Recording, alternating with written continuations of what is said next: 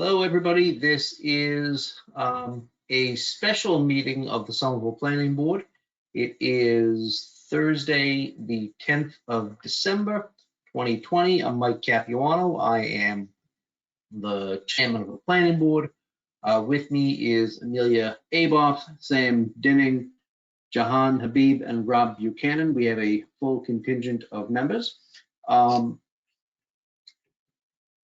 Pursuant to Governor Baker's March 12th, 2020 order suspending certain provisions of the open meeting law, General Laws, Chapter 30A, Section 18, and the Governor's March 15th, 2020 order imposing strict limitations on the number of people that may gather in one place, as well as may occur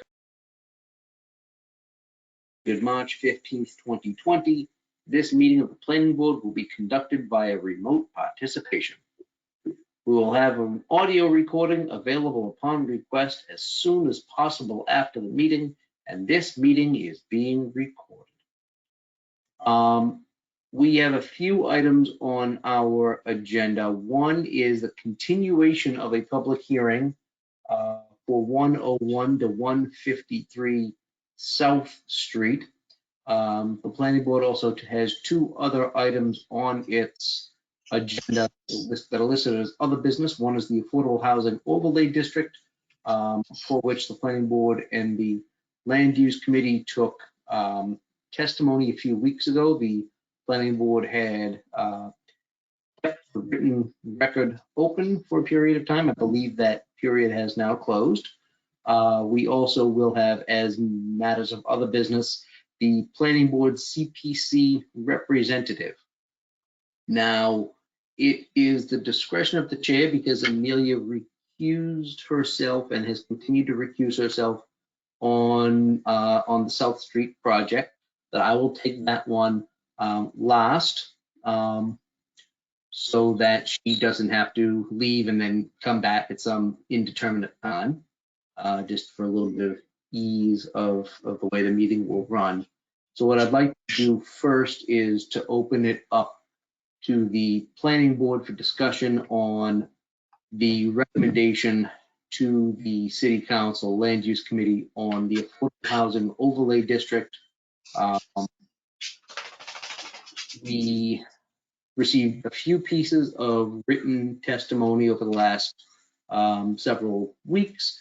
We obviously heard quite a bit of oral testimony that was presented at the joint hearing that was I think back in November, and so I certainly have thoughts on a potential recommendation to the council. I would love to hear the discussion and any questions from my colleagues before we make any recommendation tonight, if that's the appropriate resolution for tonight's discussion. Has anybody got any questions or concerns or discussion points that they would like to raise on the Affordable Housing Overlay District proposal amendments to the code? Mr. Chair, this is Rebecca speaking. I do also want to take note of the fact that Senior Planner Dan Bartman is in attendance if there are any questions on the Affordable Housing Overlay to be asked of staff. Yes.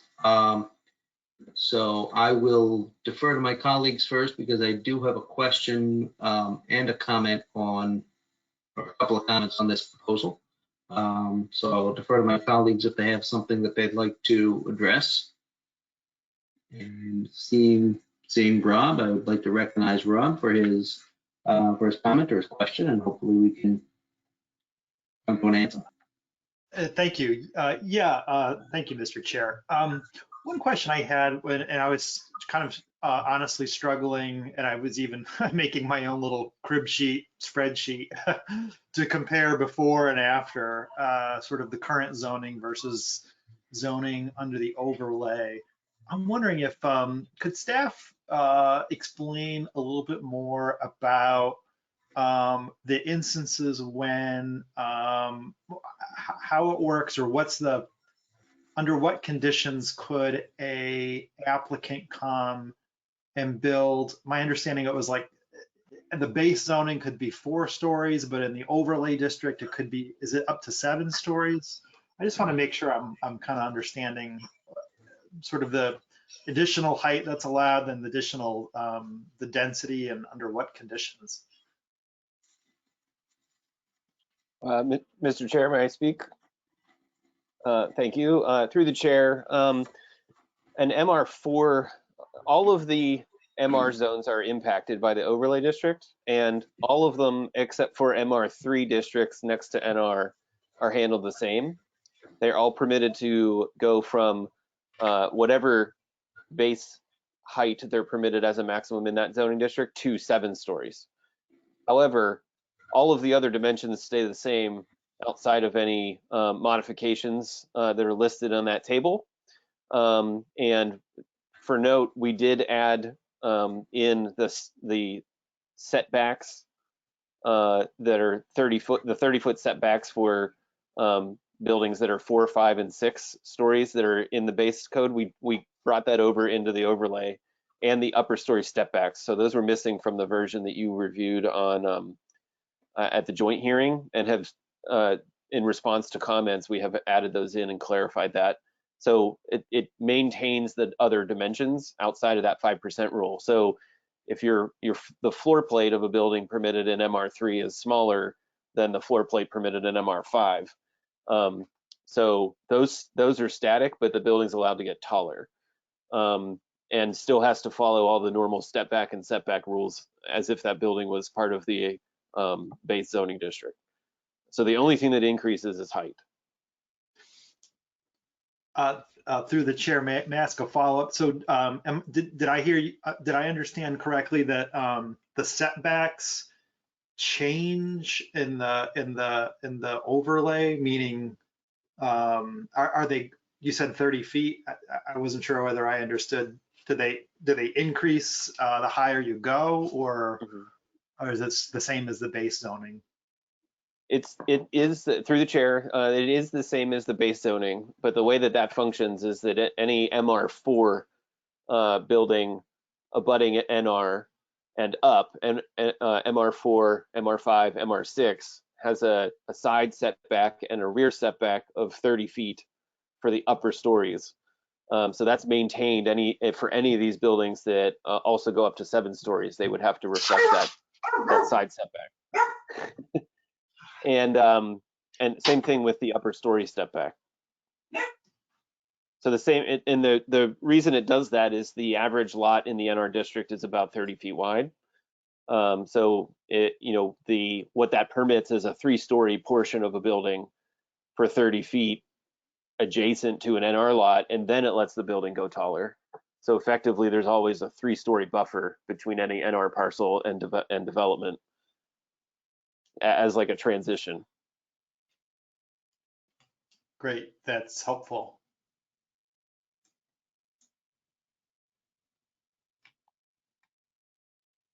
Anybody else want to ask the question? Amelia? I had another question, Mr. Chair, for Dan. I think I was hoping you could confirm for me or clarify perhaps the programs that would be eligible for someone to come in and try to take advantage of this overlay.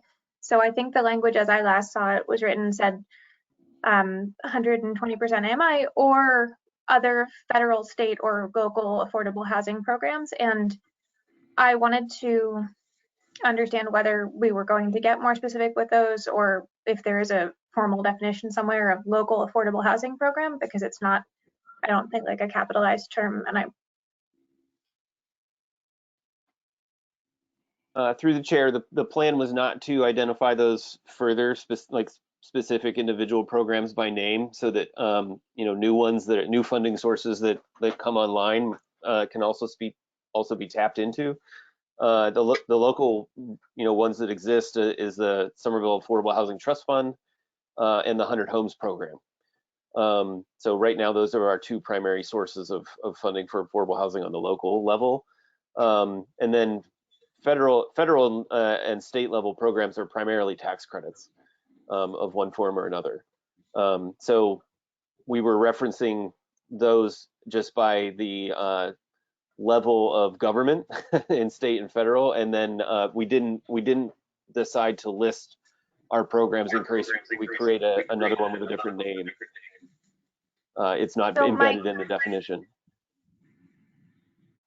So my understanding is that the purpose of this is for buildings that will be 100% for an affordable price range.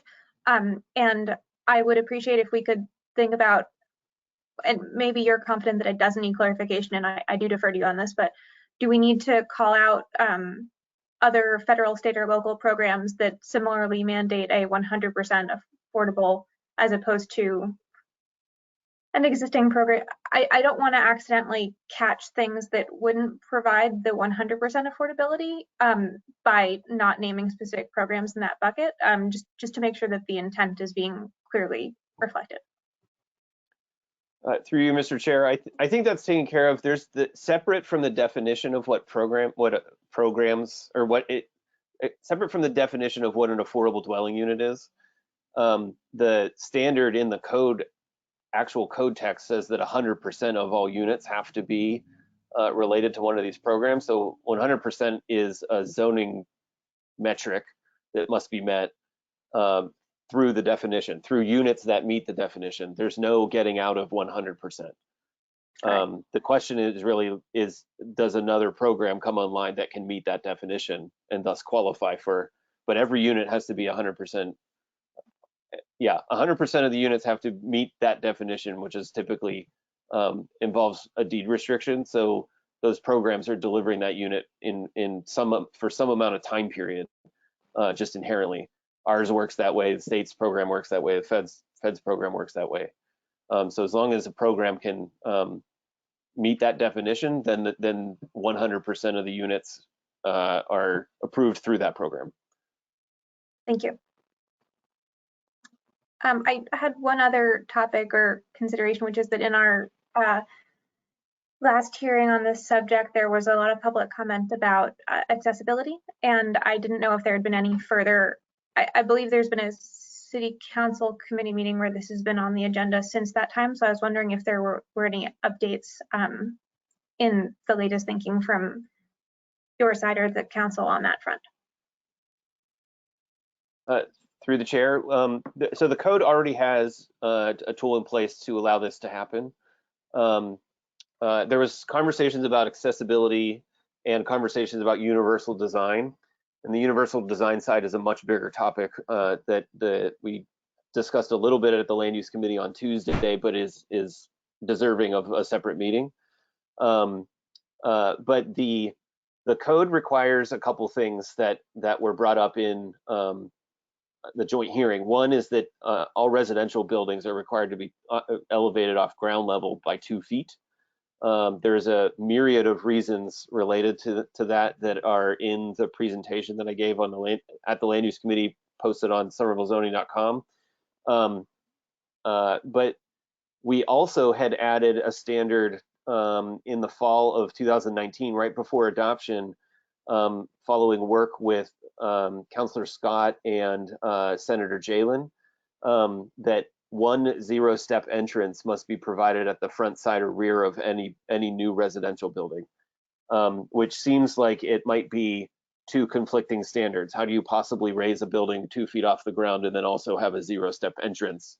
That might seem logical that those two conflict, but there are a myriad of design solutions to accommodate a zero-step entrance, even if your building is raised off of ground level. I've even found some documents from AARP and the Universal Design Institute, I think it's at the NC State, that actually illustrate all of the different ways that this can be achieved.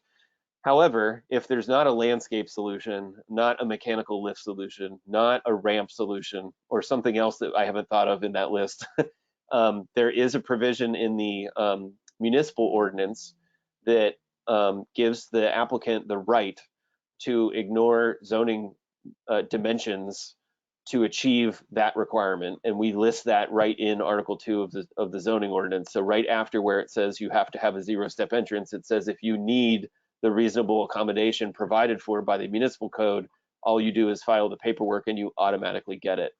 So if all else fails, you can lower the building down to ground level and then provide your zero step entrance that way. But that tool also provides you the ability to increase or decrease minimum or maximum setbacks. It could allow you to drop the building down to just 1 foot elevated off of the ground level. It could allow you to change some other things that might be the solution versus just assuming that it's always going to be about setting that building down at ground level. So there's already a solution baked into the code that we had put in place. That doesn't mean that we're going to stop talking about the potential universal design stuff that we might be able to do, but that's a broader, longer conversation. Thank you very much.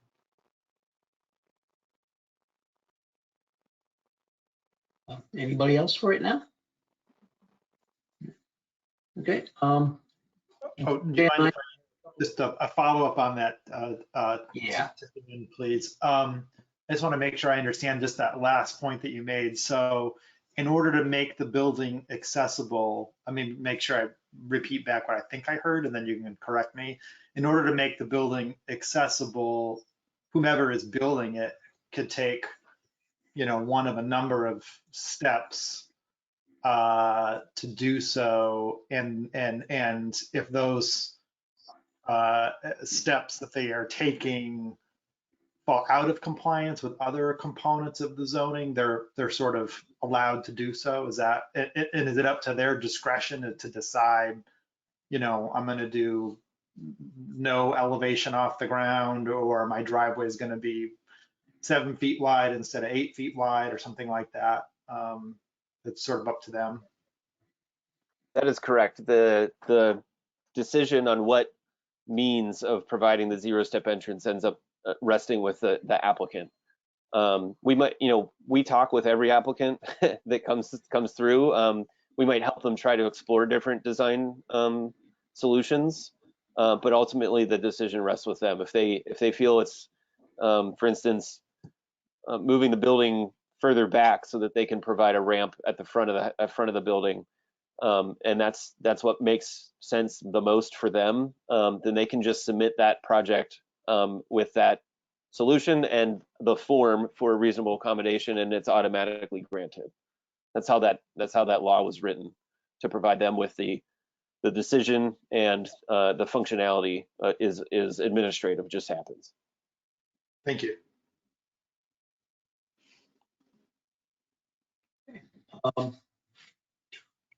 So Dan, I have a couple of questions, some of which I raised not during the joint hearing, but in the presentation that you made to the planning board a few weeks before that. And I know you know that it's coming. So when I look at proposed zoning changes, right, and overlays, and things of that nature, the question that I always have in my mind is, what's the practical applicability of what it is that we're doing, right? So we have what I think, and this board historically, and the council historically, and the city it has a strong interest in increasing the amount of affordability and affordable housing in the city. You mentioned the Affordable Housing Trust Fund earlier. You also mentioned the 100 Homes program, and Amelia, who's currently on the CPC, and so it's going to dovetail a little bit with what we're going to discuss after we're done with this. So when I was the chair of the CPC a few years ago, we started the initial seed funding for the 100 Homes program, and we also committed, I want to say at the time it was about 40%, 45% of the CPC's annual budget to affordable housing, to give to the Affordable Housing Trust Fund as our affordable housing arm, as we were entitled to do under state law. So we have a long history of trying to increase and support affordable housing development in the city. But we also just went through a multi-year program and project where we reviewed it, pretty much every parcel in the city, to say, this is what should be in the new zoning, this is what shouldn't, this is what's appropriate in this neighborhood, and in this business district, and what's not. And now we're coming to a discussion on something that's going to, I wouldn't say upend that, I think that's an inappropriate way to phrase it, but at least change what people thought of when they said, okay, in the UR districts, we want it to be of a certain height, and these are the buildings that we want. In the mid-rise districts, this is where we want them, this is how big we want them. And that was a very, very long process to get to where we're going. So I think there was a concern, or there is a concern of, are we just undoing that? And I don't think the answer is yes, because my question to you is, how many properties are we really talking about that are going to be impacted if this is adopted, right? So I'm looking at it and saying, is all of Highland Ave, or is all of High Street where I live, or Albion Street, all now going to be 4 stories tall and all 100% affordable all the time, which is not what the city envisioned when we enacted the zoning overhaul. I don't think that's going to be the case, because what we're really talking about are nonprofit affordable housing developers coming in for discrete sites that meet their needs, and we're not talking about 300 or 400 buildings.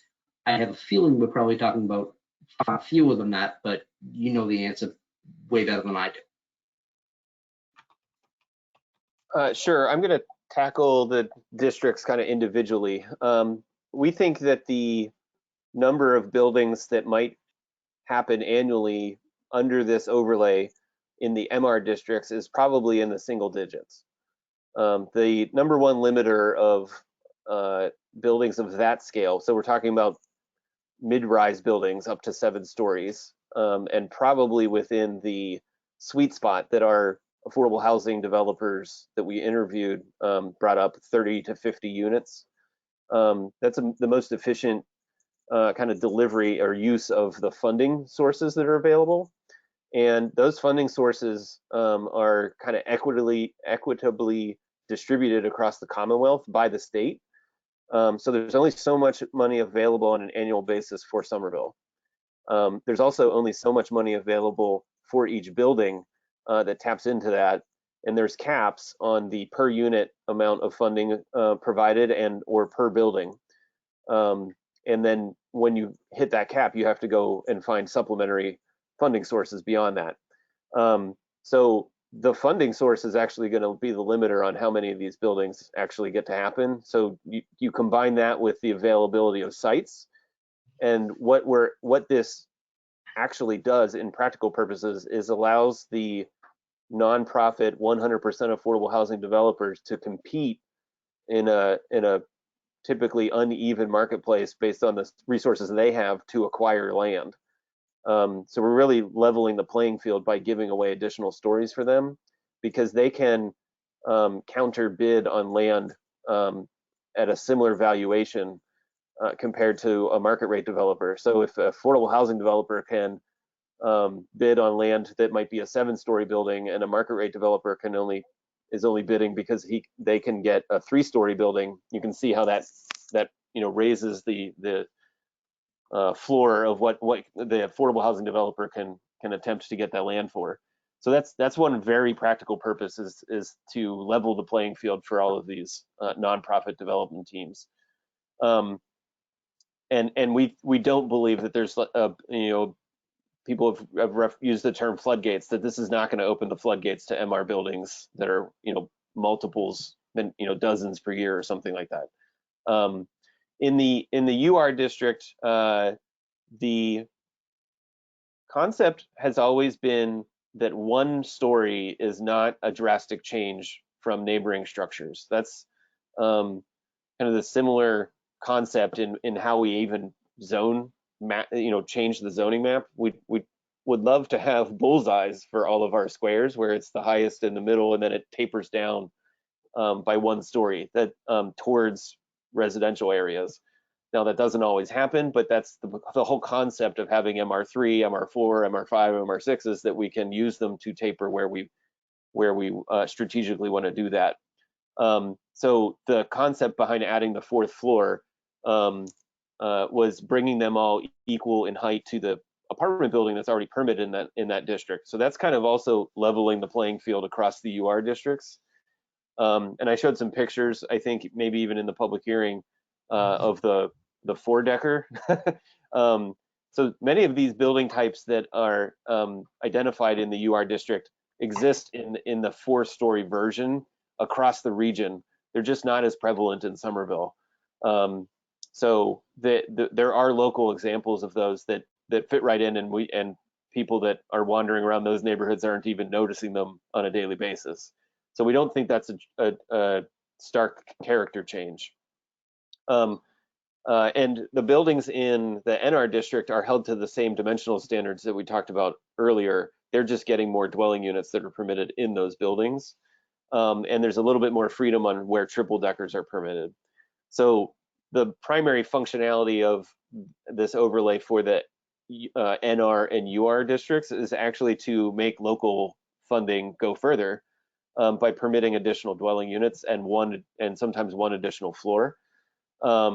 So that I'm going to interrupt you real quick, Dan. Don't we already provide that for things like the 100 homes program? Don't we already provide a certain additional bonus and additional units for programs that are 100% affordable? No, so the only way to do that is if the city actually owned the site. Okay. But if for instance SCC is acquiring the site, they would still be bound by the zoning ordinance. The maximum they could get to is 3. But for instance, the overlay would allow a site that had a triple decker to put any number of units in the triple decker and then potentially have a backyard cottage in the back of the lot. So that could be, 4 units at its lowest if there was one on every floor of the triple decker in the basement, and then one in the backyard cottage. That's 5 units, and that's not permitted on any lot in the NR district under the base zoning. So that's the value of the overlay. It kind of removes those density caps and allows a program like 100 Homes or something that the Affordable Housing Trust Fund might fund itself to maximize the value of that investment by getting more units. So level the playing field for federal and state funded programs in the MR districts, and then maximize the return on investment of local money in the NR and UR districts is how I would describe the practical application of this overlay. And neither of which, from what I heard from you at the beginning of what you were saying, is going to be, as you kind of described, opening the floodgates for a huge amount of, but I'm not even thinking that folks are concerned with the nature of affordable housing developments, but just bigger properties and what they were expecting under the new zoning. We don't think, and you don't think, that that's going to necessarily fundamentally change what we just did. No, I don't think so. I don't think the few buildings a year that we might get would be a drastic change, and that the setbacks and stepbacks that we carefully made sure still apply will help make sure that those buildings, when they do happen, also are respectful of the neighbors, just like other 4, 5, and 6 MR 4, 5, and 6 buildings are required to do now. So it might, yes, maybe a building shows up in where we thought we were going to get a 4-story building and it's 7, but the premise of that is that that's a sacrifice many people are willing to make if it's at 100% affordable building, and we don't think that will be a drastic change from the concepts that we have in place now. The whole idea of the new code is that if you want higher density buildings, change the zoning map. And that's effectively what the council is proposing to doing by adding this overlay district. So the fact that we had this conversation in public about allowing these in specific situations is a similar premise as saying, okay, this place is going to be allowed to evolve, so we're going to change it to the UR district or an MR district from whatever it is now, which didn't happen under the old ordinance. because of metrics like floor area ratio and dwelling unit, lot area per dwelling unit, which as long as you acquired more land, your building could get bigger and bigger. So that functionality can only happen through an amendment, which is exactly the process we're going through now. That is kind of what I was hoping you would say, right? So when we're looking at something like an overlay district, I don't want to, create out of, kind of whole cloth what we, thought we did a few months ago, right? We're just going to redo it all. And that does not seem to be the case. It seems to strategically and reasonably narrowly direct our policy objectives in a way that I think can work and is, like you said, leveling the playing field for non-profit affordable housing developers to be able to do what it is that they do. One of the things that I would like to see, and that's certainly not before us tonight, is incentivize or use some of this, and I would hope the council would consider taking something like this up, use some of the zoning loosening, basically what we're doing here, to incentivize for-profit developers to use their own money, which is not necessarily dependent on federal funding, do more 100% affordable housing properties, maybe in consideration of some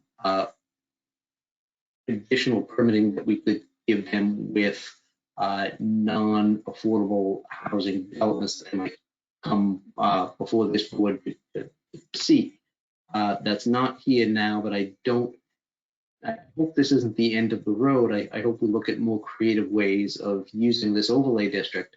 But for right now, I think this is a good way of moving the policy goals of this board and of the city forward in a reasonable way that's not going really to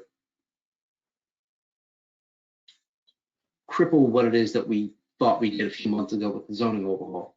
I think this is a strategic way of achieving that goal, and I think this is something that this board should vote to recommend to the council to adopt.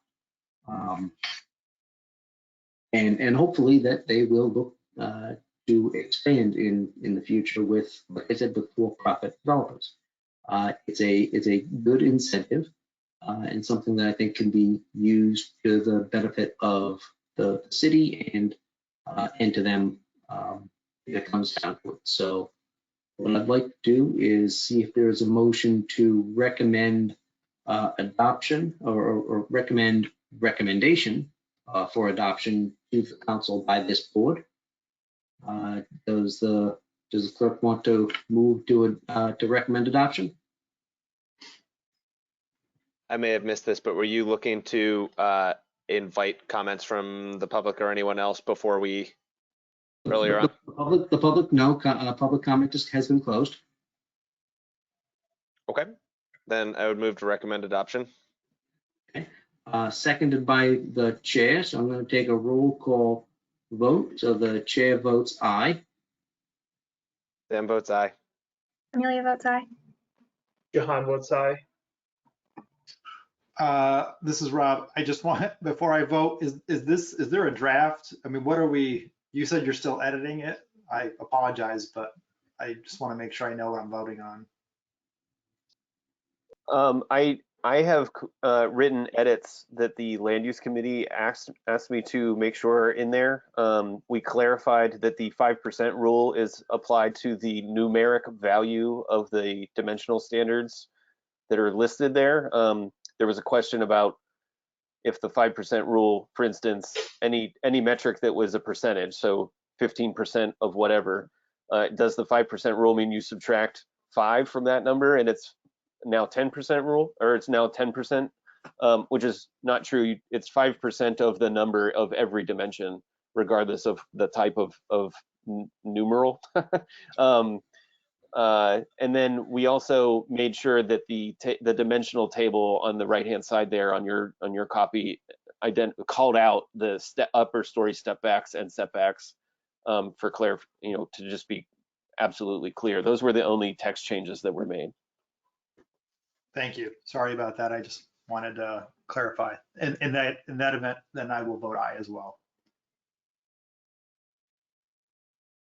The planning board has unanimously recommended to the council adoption of this overlay district. Thank you all for your discussion. Thank you very much, Dan, for the presentation and communication and working with the board over the last couple of weeks on getting this to a place where I think we all understand it. We've taken testimony, we've asked you questions for a period of weeks. I believe you also have another engagement this evening, so I'm also glad I took you first. So I'm going to let you go. Thank you. Have a good evening. Thanks, Dan. Thank you. Hi, Dan. Okay. Like I said, the planning board is going to take the other business that it had out of order before the case that we had, just because this next one is less of a discussion and more of just a brief, a brief topic to think about. No action needs to be taken yet, but I'm going to pass the baton over to Amelia for a minute, just to give a quick explanation of what it is that we're talking about. Yes, so as I think folks may be aware, the planning board has a seat on the CPC, and I have for the last year and a half or so been filling that role, and we are, and I am going to be stepping down from that, and we are hoping that one of the newcomers to the board will pick up that mantle. So I think Mike had served in that role and as the chair for a long time, and I have more recently, and I think we're both available to answer questions you might have about that experience, although as I say that, I'm not sure what the right forum should be for that, but something we'll be looking to, I think, make that change for the new year. Is that all right, Mike and Rebecca? So that's kind of the impetus for why it's on the agenda tonight. I have no idea if the other three of you know what the CPC is. So I'm going to give a very, very brief overview of what this is. The CPC is the Community Preservation Committee. It is a function of the Community Preservation Act, which is state law that was adopted and passed with, I think, 75% positive by the city of Somerville in, I think, 2012. So it came into effect in 2013. What the CPC does is it is a board comprised of, I want to say we have seven or nine folks from all over the city, several who are designees and ex officio from different boards like the Planning Board, the Historic Preservation Committee, the Conservation Committee. I think we've got usually a representative from the Parks Department or whatever cute name we're giving them now. And several other members from the general public. And what the CPC does is every year the city has adopted a small residential tax increase, and that money goes directly into the CPC fund. Additionally, the CPC is funded with discretionary money from the city council, from the city's budget, as well as any money that is discretionary from the state as well. So every year we get, Amelia, you tell me the more recent amount. It's usually between $3 and $6 million to review applications for folks that are trying to get into one of several boxes. One is affordable housing, and like I said earlier, the CPC, back when I was the chair in 2013, we voted to make the Affordable Housing Trust Fund the affordable housing arm of the CPC, because They are the subject matter experts on how to allocate affordable housing dollars, and we certainly are not. Also for community, for open space and recreation, and for historic preservation. And state law kind of narrowly defines each one of those. So there are a bunch of applicants that usually come before the CPC every year trying to get some grant money to do a thing. And there is a determination as to whether the thing they're trying to do meets the rubric within state law. And if it does, it moves forward into kind of the next phase, which is the formal application and presentation to the public. And then the CPC will take a vote, and the timetable has changed over the last couple of years, but it used to be in January of the applications that were submitted the year prior, through that funding cycle to see where it is that we want to spend the remaining money that the CPC has, what's best used. And sometimes it's the city applying for funds to do things like the West Branch Library. We bonded, I want to say, about $6 million to do that renovation, and that's coming along spectacularly well. I don't know if it's quite finished yet. City Hall has come before us. Prospect Hill Tower and Prospect Hill Park were both largely funded by CPC dollars. Those were the first kind of major funds that we expended. The Winter Hill Community School Playground was something that we did. We've done work with Temple B'nai B'rith, with the Somerville Museum, a whole bunch of different projects that have come before us that have sought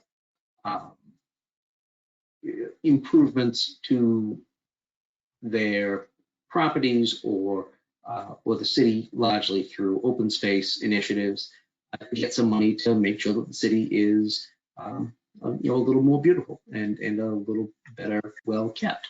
So that's kind of what the CPC does. It's a fun, I always thought it was a fun way to see ways to improve the place that we live in a tangible way, instead of, zoning is nice, but you make a zoning change and you might see the results in 10 or 20 years. You're going to see these in 2 or 3. We've all seen Prospect Hill Tower and the renovation, and I went to the grand opening a few years ago, as I think some of you also may have, and it's beautiful. And that cost a couple of $100,000 out of the money that we had to expend. So it's a nice way to get involved with citywide projects that you get to see kind of immediate and tangible results for. So that's what it is.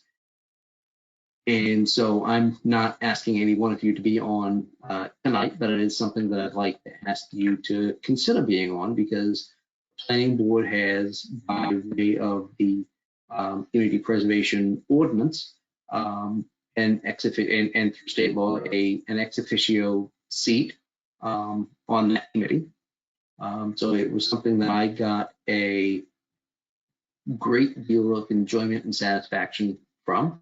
And I think Amelia has as well. And I know her conflict is taking her away from those responsibilities, but I would encourage you guys to think about who of you would like to be on. And honestly, Rob, I don't know if you can be on as the alternate, but if you can, I would encourage you to be on, because I thought it was rewarding as hell. It's a great role to be in, and we've just wrapped up the funding cycle for this year's budget. It's now a November vote, and there will be several new folks coming on in January. So there'll be a lot of sort of onboarding and getting up to speed with a cohort of new people joining. And I think it'll be a good time to step in. All right. So I think, do any of you have questions for me or Amelia at this point, or is this something that you kind of want to, ruminate and come back to in a couple of weeks? Mr. Chair, this is Rebecca speaking, if I may. Yeah. I just wanted to confirm one detail for you, which is that there are 9 members on the board. I had looked into some of the questions that regarding the terms and regarding the eligibility. Any member, our understanding is that any member of the planning board can sit as this ex officio member. So even the alternate is eligible. Rob, if you decide that this is something you want to try. The CPC, just to confirm, has 2 primary responsibilities. The first is evaluating the needs of Somerville with regard to affordable housing, historic preservation, open space, and outdoor recreation. And then again, as Chair Capuano noted, making recommendations to the City Council regarding expenditures of the CPA funding of about $2 million per year. Committee members need to be supportive of the 3 programmatic areas of the CPA, which is affordable housing, historic preservation, and open space and outdoor recreation. Vice Chair Abough's term was set to end on December 31st of 2021.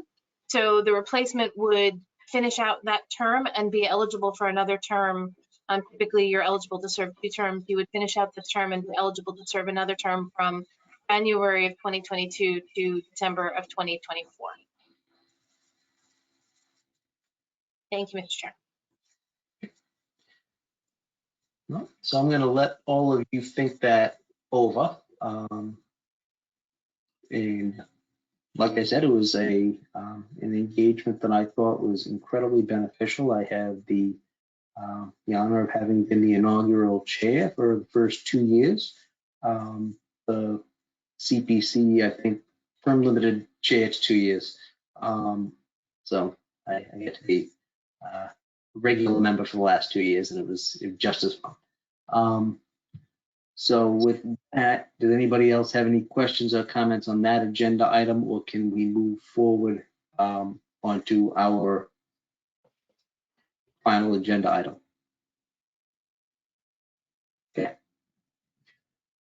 That being done, I'm going to move on to the South Street development, which is actually the impetus for this special meeting. They had requested a continuance, and Amelia needs to recuse herself and say goodbye. Mr. Chair, I'll recuse myself. Thank you very much. Thank you. I'll wait for her to go. Okay. We had continued this at the request of the applicant for tonight. It is my understanding that the applicant has some updates for us.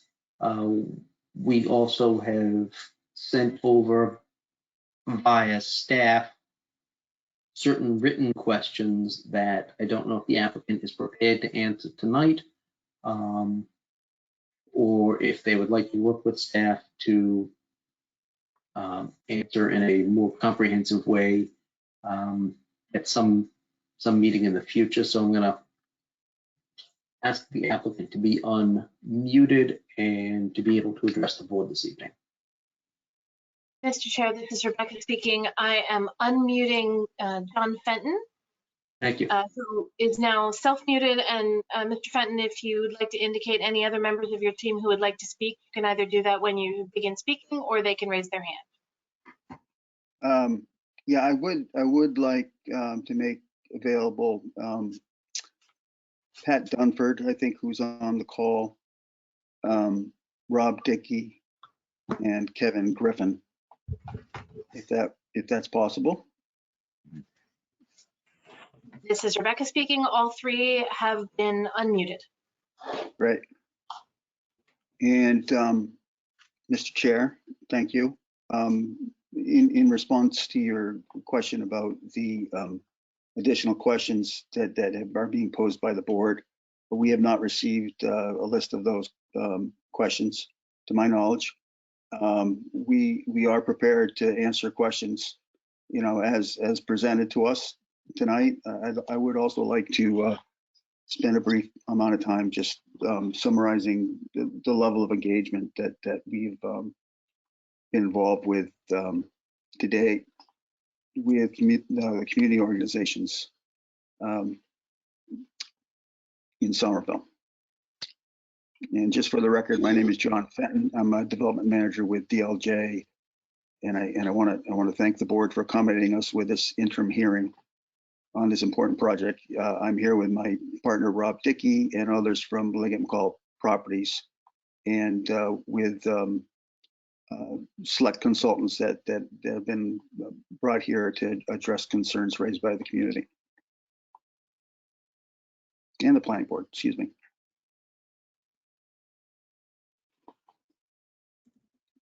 Shall I proceed? Yes, please. Okay. I'll try to be brief. Like others, I like to watch the Pats tonight, but I also want to be clear and detailed for the record about our strong efforts to support the community interests. This is a real priority for us. I've been, very involved personally in this, and it's important. The Boynton Yards Development Team initiated and maintained an open dialogue with Union Square neighborhood councils, starting back years.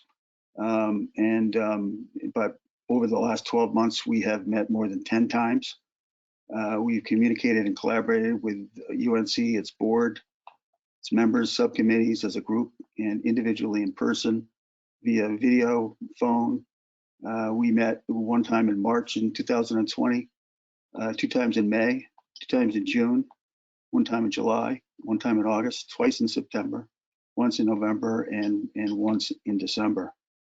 And during this time, we initiated, responded to, traded requests and proposals to commit to community benefits, practices, and priorities in connection with our development, in addition to the conditions and requirements contained in the Somerville zoning ordinance and a covenant between the developer and the city that is currently in negotiation. The latest draft letter response and commitment letter, which represents our final agreement with Union Square Neighborhood Council, has been submitted to the USNC. We actually met another time for 2 hours last night, as our 10th meeting, and we have agreed. We have sent a revised letter to them for their review and approval. It represents our 4th written proposal and commitment to this community organization, all of which are available for public records to validate our strong commitment, community engagement in connection with our master plan development and the city of Somerville.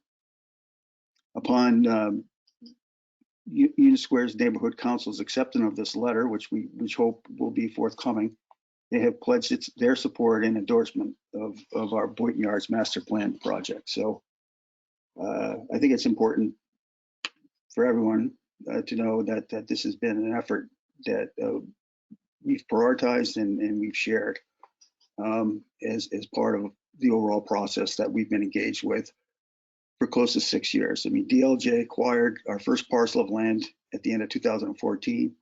And as enthusiastic new members of the community, we engaged with the planning and zoning and economic development, negotiated a commitment backed by private equity investment to the city of Somerville and the community to rebuild infrastructure and contribute land for roads and civic spaces. It's taken quite some time for us to define the scope and budget of those improvements, but we are finally close to that. It's worth noting that our development is not enabled by powers and policies of the Commonwealth's urban renewal programs.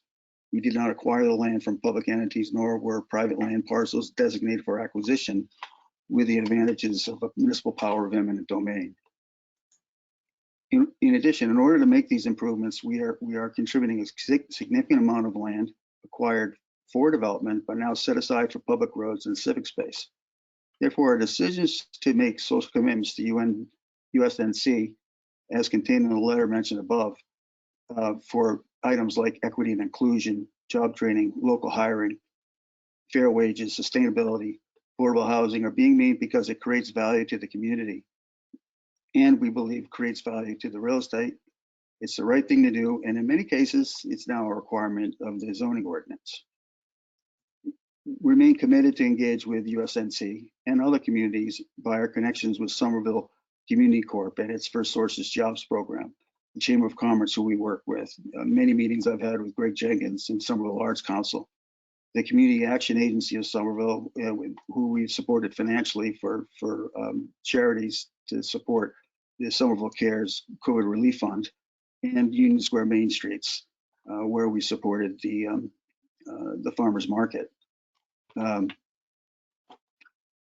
master plan, as proposed, is fully compliant with this zoning ordinance. And this is something that USNC helped shape. And through a transparent public process over the course of many years and multiple versions. Further, the master plan is consistent with the Union Square neighborhood plan, Summer Vision, and the Boynton Yards Urban Design Framework. As a result, we proposed a multi-phase master plan that will deliver $25 million in cash and in-kind infrastructure contributions to the Boynton Yards for new roads, public utilities, and civic space. Over $20 million in cash for community benefits spread over 1.3 million square feet of development. We anticipate 4,000 permanent jobs and 800 construction jobs. And upon stabilization, 12 to 14 million in annual commercial and residential taxes upon stabilization, excuse me. And in the next 4 to 5 years, $40 or $50 million of new taxes as these buildings come, on board and begin to be leased. Last week, we received a draft developer covenant from the Office of Sustainable Planning and Community Development that documents our many community and municipal commitments to rebuild the Boynton Yards Overlay District. And we are very excited and really looking forward to moving forward with the master plan. Our first building will be closed up and weathertight by the end of the month, at which time internal improvements will continue, and it'll be set to begin making tenant improvements for occupancy of new tenants to Somerville, in the middle of the summer next year. So at this time, I'd like to yield to the chair and the board members to take your questions and respond to any other concerns that the board might have. Thank you very much. So I will preface the way I view this evening as there is a covenant that has gone through a number of iterations and is still, while it's, I think, largely agreed to, it has not yet been signed. And it's my understanding that the latest revisions to that were sent around in the last few days. While this board cannot legally condition or use as a condition the signing of a covenant, such as the one that you have been engaging in discussions for, it has been the practice of this board to, when the applicant has committed to working towards an agreed to and signed covenant, let that process work through to as close to finality as possible, such that we can move forward with kind of all sides being on the same page, or as close to the same page as we can get. We did that in Union Square, and we've done that in a few other projects as well. So the fact that you are working towards finality of the covenant is certainly a positive, and I look forward to, and I hope that the last kind of, you said you met for a few hours last night. I hope that sends you all to a place pretty quickly to have a signed covenant that you can come to this board and say, we've got it done, which is what we'd like to see. We can't condition anything on that, but it is something that where a covenant like that has been, we have historically waited until all sides have come to an agreement, or as close to an agreement as is reasonably possible between those two sides, barring something like an inevitable act by the city council to create a fund. So I look forward to hopefully a date in the near future where you can come to us and say we got it done. And the neighborhood council and, say we enthusiastically got it done, and we look forward to working with you as a partner. But until then, we're going to hold off because I think there are concerns among the neighborhood and among the city that just need to be worked out by the finality of this covenant. And it's not this board's role to kind of stifle that discussion. So that the first part. The second part is you guys have done a fantastic job responding to all of our questions. And I know that more were raised. I'm sorry you didn't get some of the written comments that were sent. It was only a couple of days ago by Rob, I think, and I don't know if Rob wants to kind of raise his questions tonight, because I don't expect that at the last hour you guys are going to be fully expected to answer them. You may want to think about a response, or if what he's asking is something that's within the relevant feasibility or something that you can answer tonight, that's great. And if not, we will be bringing you back in a couple of weeks to rediscuss. So what I'd like to do is ask Rob at first, because I know he's the one who had a few questions of you. Mr. Chair, could I interrupt for a moment? Yes. Excuse me, but I just want to make sure that I was clear, and I may not have been. There are two documents that we're working on right now. One is a covenant with the city Yes. that outlines community benefits and other commitments to building infrastructure and contributing to open space. And then there's another letter, which we call a letter of commitment, which commits us to principles of community concern regarding equity and inclusion and keeping Somerville jobs local and things like that. And those are things that we're have negotiated with the Union Square Neighborhood Council. I just want to be sure that there's understanding that they're two separate documents, both of which are the community agreement with Union Square is more or less finalized, subject to whatever response we get in the next couple of days. But we think we've agreed and we've represented that agreement in a redraft. The covenant has been received.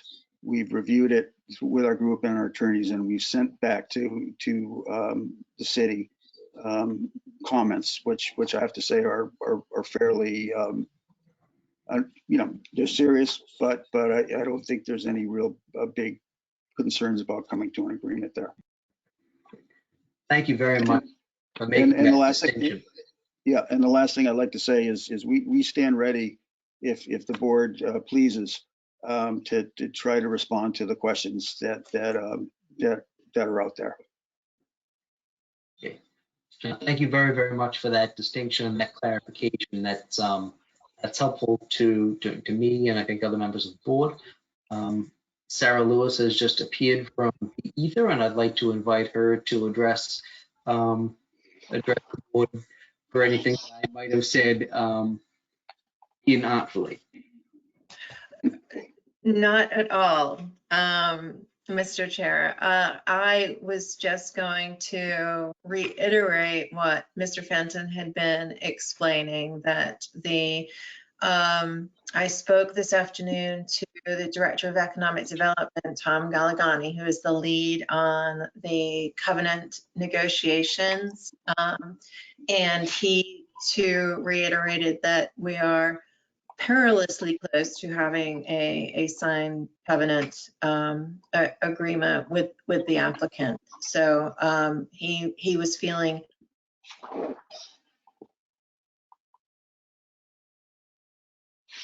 Mr. Chair, this is Rebecca speaking. We're apparently having some video issues. Yeah. Hang in just a second. Yeah, that's fine.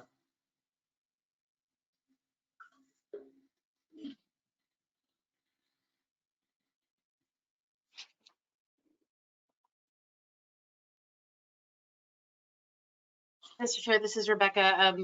Just reporting that Director Lewis's computer seems to have crashed. So let's just hang on for one moment as she's working to come back to us. Yeah, that's fine. I would, if she can still hear it, I'd let her to shut down and restart and log back in. But until Sarah can come back, what I'd like to do is just call, just get a 2 to 3 minute recess to let her come back to address some issues that I raised, anything else that that she would like to bring to our attention. And then we can come back, hopefully with a technologically sufficient connection, and we can ask the applicant questions. And if they can respond this evening, great. If not, we will expect to see them in the next couple of weeks. So I'm going to call a brief recess until, I'm going to say 7:15, just so everybody can do what they need to do. Thank you all. See you in a minute.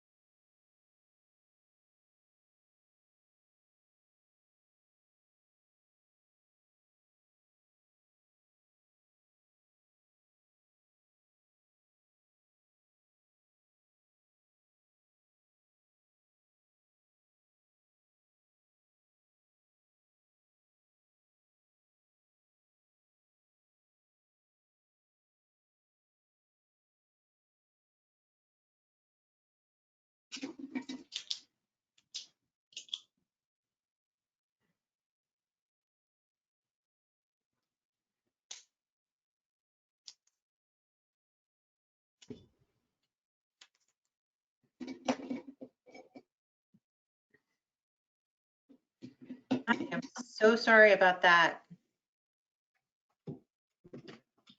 I am back. Can you hear me? You are back. Yeah, you are. Okay, now I can see you and hear you. Oh, phew. Totally okay. That was scary. Yeah. My computer also decided it was going to run an update when I tried to reboot. It wasn't just the software. So, and then I had password problems. You name it, it happened. Yeah, We've all been there. yeah. I love those updates that happen when you don't want them. Right. Completely random. do we still have- 706. Do we still have Rebecca on the line who can bring us back? Yes, Mr. Chair, we are still being recorded and we are ready to go whenever you are. Let's go. All right, Mr. Fenton, I am unmuting you again. We had some technical issues while we were in recess as well, so I had to mute your line, but you are now unmuted. Okay, thank you. Well, we just for the record, it's 7:17. The planning board is back in session following the recess. I would invite Sarah Lewis to address the board as she was attempting to do before some technical difficulties brought us to a recess. Thank you, Mr. Chair. Yes, I just wanted to summarize. I'm not sure when I lost connection, but that my conversation with Director Galagani this afternoon was very positive in regards to the covenant back and forth with the applicant, and he is feeling positive that we are close, as Mr. Fenton said, are very, very close to having an agreement signed.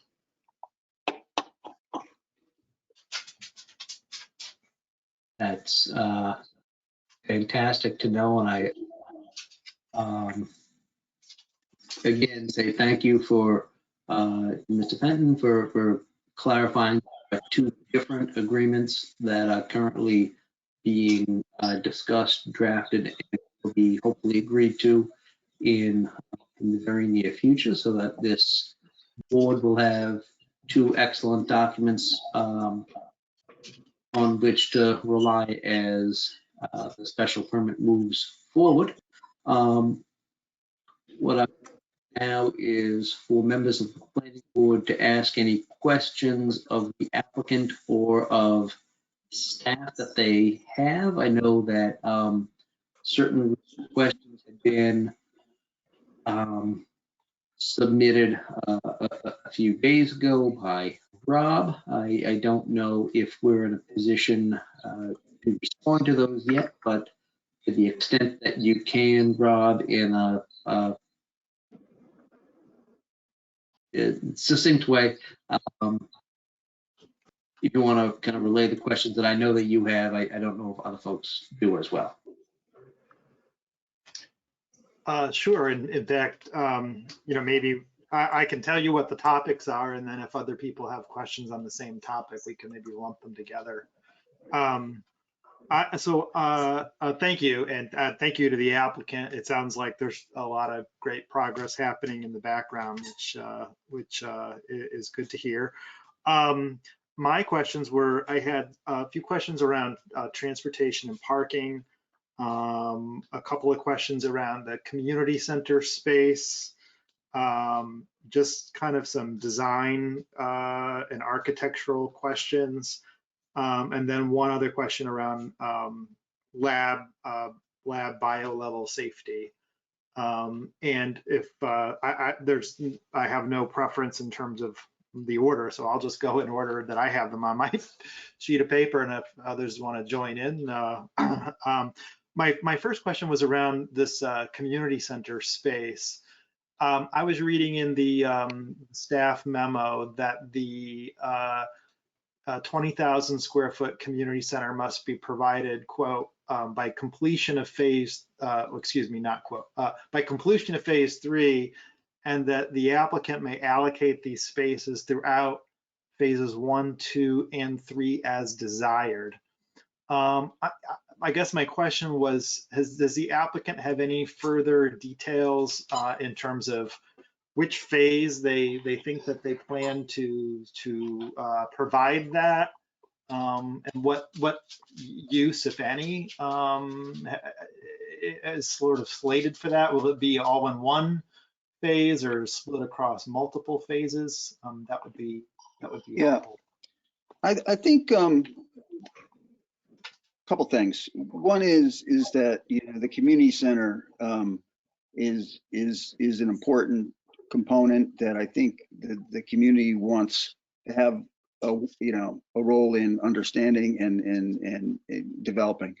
You know, and second thing is that a community center as a component of a lab building are not necessarily, you know, the best mix of uses within one structure. So we had contemplated, you know, that the community center would likely be in the residential phase on the north side of the property after 3, not necessarily after 3 lab buildings are built, but separate from the 3 lab buildings, but still on site. The community, you know, through the voice of Union Square Neighborhood Council, has been very strong about wanting to have an appropriate sized and appropriately mix of uses in the community center, whether it's something that's you know, for the elderly, for kids, for exercise, daycare, but something that's fairly robust and serves many and varied needs of the community. And I think that for us to simply select where we want to put it and what we want it to be would be a mistake. I think we talked about trying to work with the city, and we have spoken to the city about potentially forming some type of committee that would have, you know, a developer component, a city component, and a community component that could explore uses and locations,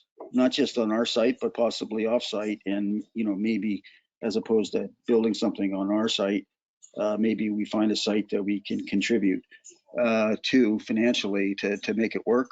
I'm not saying that's our first choice. I'm just saying those are suggestions made from outside of, you know, our group and by the community. So it's something that's going to, I think, take some collaboration, and you know, and I think the outcome of it is not clear at this time, other than that the community wants to collaborate, they want to be part of it, and you know, we're open to that and open into forming some kind of committee that could study and make it be what people really want. Through the chair, if I may add to that, the intent of the master plan is to make sure that we can get this commitment as far as part of the development. Because each phase then has to go through site plan approval, we expect to get a lot more detail as each building comes through to fruition. From our point of view, planning staff, what we're trying to avoid is basically getting too many small, I'm going to call them piecemeal spaces, without having, and we don't have a mechanism at the moment to consolidate. And so being able to have these further in the project gives us an opportunity to figure out with the community how we want these to be combined, what the use and size really needs to be, and then also where it needs to be. I mean, what we've heard from the community, we heard this in Union Square, and so I'm taking it to heart here in Boynton Yards, the idea that whatever community center we end up with needs to be located with the civic space. So there's a coincidental symbiotic relationship between those two. And so trying to pin it down now as part of the master plan, I'm afraid is going to limit us a little bit too much. So that was the intent of the condition language. While it sounds a little vague, it was the way to give us, the city, a little bit more time and flexibility to dig in deeper to the issue of the community center. So hopefully that helps. Through the chair, just as follow-up, I mean, in my reading of the language as written, I'm not sure it, based on what everybody is now saying, I'm not sure it's written flexibly enough, because if folks are talking about potentially providing the space not in any of these phases, but rather off-site in some other location, you know, through some kind of a payment in lieu, is that contemplated, or is that, I mean, if we approve the condition language as written in the staff memo, would that preclude that opportunity? If the idea of a payment in lieu is needed, yes, I believe it would, without actually, I'm sorry, let me modify that. Once this master plan is approved, then yes, it would, but it does not preclude a amendment to the master plan, should that mechanism become available in the future. Does that make sense? Yes.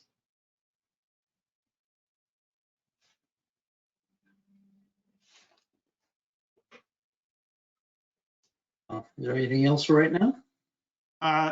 Well, yeah, well, I just would say that. Could I ask, it is my understanding that your questions may have been passed along at some point. And I'm not sure why it is that there's an indication that they may not have been. So I would invite you, Rob, to continue with the questions that you have, and if there are answers tonight, that obviously be helpful. And if there are not answers tonight, or if more information is needed to provide this board with answers, I would invite the staff and the applicant to take the time between now and the next time that we bring this application to the board to be able to address them. So go ahead, ask away. Okay, thank you. And I don't know if do others have any questions on that, or well, in any event, thank you. No, I appreciate that, and I'm glad to hear people are talking about, you know, combining and not getting little bits and pieces, because I hear that is you know, a concern, and I share that concern. The other set of questions I had, which are unfortunately very kind of detailed, but I'm happy to go there if people want to go there, is around transportation and parking. We have our transportation consultant here available to address detailed questions if necessary. Okay, great. Well, okay, so I did a deep dive into the transportation analysis. And something that struck out at me, and I want to make sure I understand it, is, and it just so happens it's on page 167 of 331, for those following along at home. But this image that was displayed on that page, if I'm understanding it correctly, it's saying that that you're estimating about 39% of the commercial trips and 24% of the residential trips will enter and exit via Windsor Place. Whereas on the eastern side of the plan, 17% and 14% respectively for Medford Street. I guess I'm trying to understand if I guess question one is, am I understanding that correctly? Is that the right way to interpret that particular page?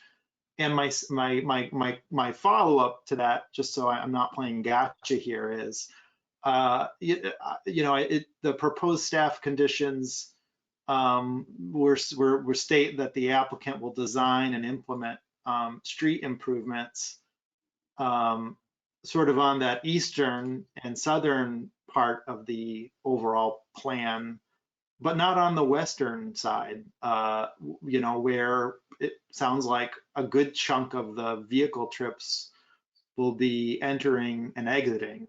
And I guess I'm trying to reconcile in my mind why the road network improvements seem to not be happening where a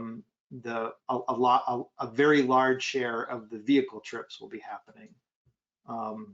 So if anybody can speak to that, I'd love to hear your thoughts. Rebecca, is Pat Dunford enabled or off mute at this time? This is Rebecca speaking. I think I'm Yeah. available. Yes, you are. Right. There you go. You good? So Okay. before introducing Pat, I'll just say one thing. I think part of the answer to your question is that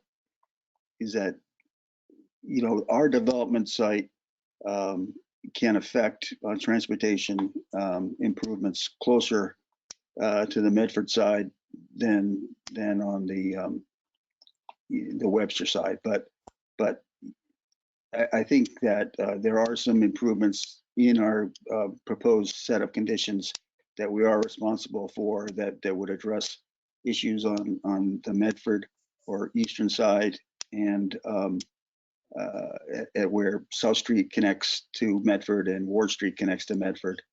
But on the other side, we've got other parties and developers that are located there that I would anticipate that would be doing some development that would need to collaborate.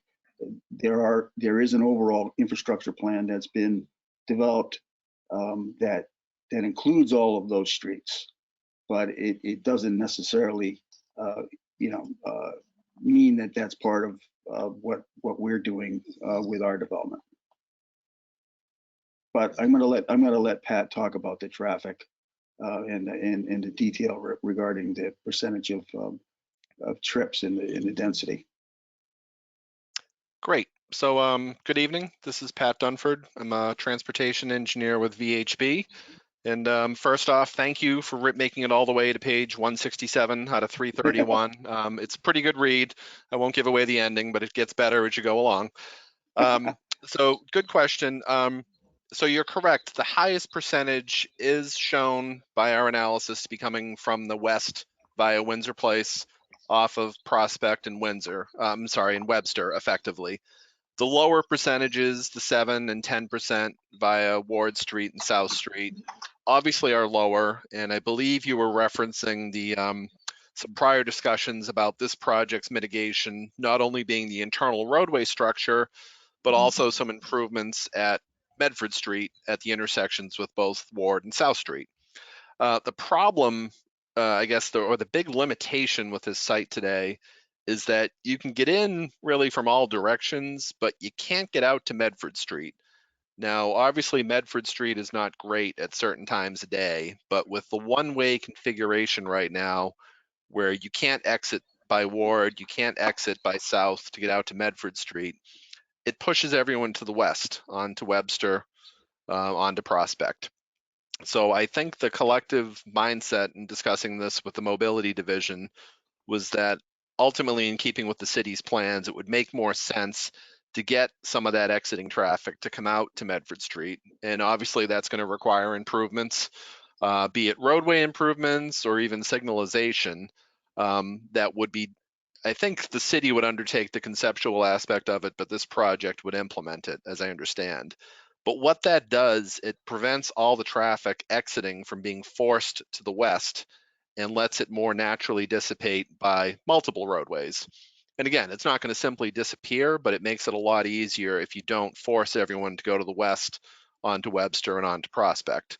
So with some investment by this project, with some direction from the mobility staff, we get some of those people out onto Medford Street, which helps spread the wealth a bit and not overburden any one roadway. So I guess that's kind of a nutshell of where we came from on this. And I guess I'd also be remiss in passing, just if I didn't mention, Sarah, when you were having your computer issues earlier, you said anything that could happen did. And if I could make a motion, I think that would be a great motto for 2020 in general. Just that's been our experience. So I just couldn't let that one go. It just was very all encapsulating. So back to the serious part in the transportation, I'm hoping that kind of gave you an understanding of our mindset on this. And, you know, it sounds like you may have some more questions, so I'd certainly be happy to entertain those. Through the chair, if I may, to the,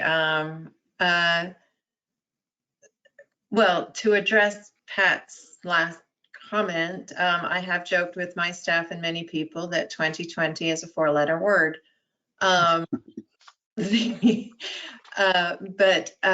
the conversations with mobility have been quite extensive, because obviously this is an important development, and the fact of the conditions of Columbia Street and Webster are sort of better able to handle larger traffic patterns than the current condition of Medford Street.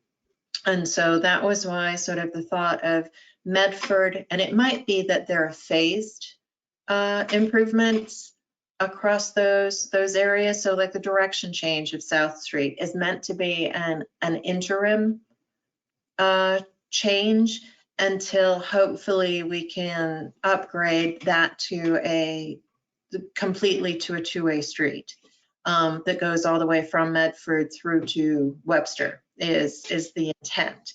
But in the shorter term, while we are getting development coming in, making sure that we can handle, the network can handle as it evolves and as it develops. And so that was the intent of the mitigation, sort of specifically at Ward and Medford, and the mitigations with the interim South Street condition. So hopefully that helps a little bit.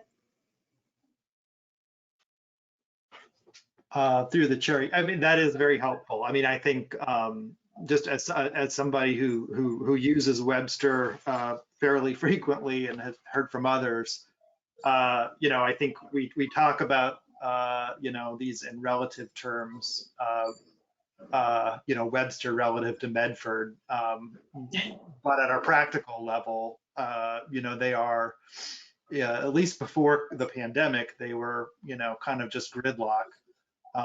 And, you know, they've certainly improved during the pandemic. But I suspect, you know, we'll see what the future holds for us. I guess, you know, part of what I was driving at, and I'm still concerned about, honestly, is, you know, it's one thing to improve the intersections and potentially signalization to, you know, hopefully relieve some of the pressure on the Webster side. But the quality of the street, quality of Windsor Place, you know, the turns there, even just the width of the road is narrow. I hesitate, honestly, to imagine, you know, what will happen on Webster when you've got folks, you know, trying to make a left turn into Windsor Place or coming out at rush hour. You know, I mean, it kind of is what it is to some extent, given the location of and the street network that we have. But it just doesn't feel to me like we've got a plan for mitigation on the Webster side of our developments. I think this and other projects that I know are being discussed. Through the chair, I completely understand, and it is conversations that we've been having with internally with mobility and engineering, especially with the work that is proposed to be part of this master plan that does actually upgrade. I believe it's called Thoroughfare 1 or something like that at this present time. What is currently the driveway through the Gentle Giant kind of parking lot. So making sure that the 2 blocks to the west actually are engineered to be appropriate with the pedestrian nature of what that street is intended to be, to carry people to, you know, sort of to allow a pleasant walk to the T station. So these are bigger, broad brush conversations that we're having within OSPCD, knowing that this is a much larger discussion than just one project, even a project as large as this proposal. Great. Well, thank you. I have a few more questions on in the transportation realm, if you don't mind indulging me this evening. I'll keep going. This is the time to do so. Okay, excellent. So one of the other questions that was struggling with, honestly, was trying to understand some of the projections, you know, in the transportation section of your submission. And there's a variety of tables starting, I was looking at table 5, and then it sort of goes through a series of adjustments and whatnot, getting to table 13. But table 5 sort of presents, I think, what's titled an unadjusted full build trip generation. And then finally, if you work through the machinations, it gets to table 13, which I think is suggesting trip generation counts at full build, assuming our very ambitious mode split targets for the future, which I do hope come true. I guess what I'm trying to understand is, you know, on its face, the last table suggests 112 vehicle trips entering on weekday mornings and 173 exiting on weekday evenings, if I'm understanding table 13 correctly. You know, it's hard to believe, to be honest. You know, and the numbers in the unadjusted table are like 700 and 800.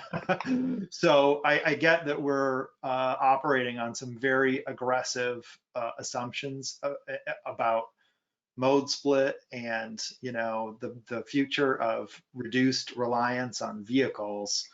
You know, it's a long way of saying we've got 1,000 parking spaces. We've got a really constrained road network. And some transportation, some vehicle trip estimates that feel almost too good to be true. Yeah, I mean, so that's a long way of asking, what are your thoughts about how you got to these numbers, and how believable should I feel that they are? How convinced should I be by them? Put it that way. Okay, just unmuted myself. Pat Dunford again. So I'm looking at I hope the same report that you have, which is the Traffic Impact and Access Study, August 2020. And you are correct that we have a series of tables starting, I think it was table 5, had the existing site trip generation, and we work ourselves kind of step through step to get to the kind of the full build out. And I think the numbers I was getting were slightly different than what you had, but in principle, I think they were the same magnitude. So what we had come up with originally, we had estimated, and this was consistent with what US2 had, we had assumed that only 40% of the site workers and or residents would be driving to the site. And through some dialogue with the mobility division, they liked the idea of that, but at the same token, they had us dial that back a bit. So we ended up doing the study, assuming that 50% of the people would be driving, and the remainder, the bulk of which would likely be taking either the green line or buses, with a smaller component biking or walking. So we had actually dialed this back. We were a little bit more aggressive from the start, and the lower parking ratios for the site will actually force people to take some of those other means to get to and from here. So that's something, it's consistent with what the city's been looking at. Again, I think US 2 was a little more aggressive. The mobility management plan, long term, the goal is actually to have that drop down to only 25% driving, but that certainly wouldn't be responsible on our end to assume that from day one. So we're designing it kind of for what we want long term, but upfront we'd assumed 50% driving. We are at the closest point about a quarter-mile walk to the new Union Square station. And if you're on the far right side of the site, you're probably at like 0.4 miles if I had to bet. So you're within that kind of half-mile magic distance to a T station where it's a reasonable walking distance where people can do it. It's not something pie in the sky where you have to walk a mile to get to the nearest station.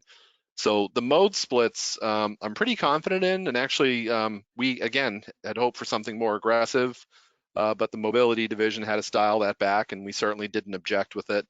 That's also what we're putting in front of the state. The project's undergoing review under the Mass Environmental Policy Act, so we're using that same projection with them. So it's in keeping with what we're trying for. I think it's consistent with other studies. And, that's not just my thought, that's the city reviewing it, and that's Mass DOT and the MEPA reviewing it. And for final thought, I'm also disappointed no one took up my motion, but I'll let that go and we'll stick with the 2020 motto as it is.